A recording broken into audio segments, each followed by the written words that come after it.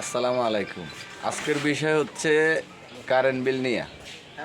তো কথা হচ্ছে আমি একটা রুমে থাকি, একটা পাখা চলে, একটা লাইট জ্বলে।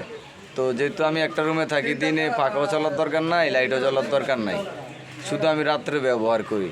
তো একটা রুমের একটা মিটার, এই মিটারে কিভাবে এক মাসে 441 টাকা বিল আসে আমার জানা নাই।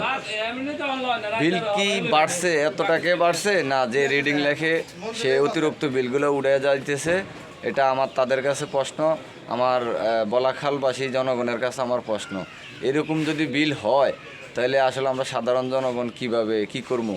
আমাদের ইনকাম কত? আমরা বিল চালাবো, আমরা সংসার চালাবো, আমরা এটা ইত্যাদি ইত্যাদি সব কিছু। এরপরে দ্রব্যমূল্যের যে দাম, আমরা কিভাবে মানে বাংলাদেশে বসবাস করব আমাদের আসলে জানা নাই। তো আপনারা দ্রুত একটা ব্যবস্থা করেন যে একটা পাখা চলবে, একটা লাইট জ্বলবে, এত টাকা বিল কিভাবে আসে, এটার জন্য আপনারা একটু ব্যবস্থা নেন। ধন্যবাদ। আসসালামু আলাইকুম।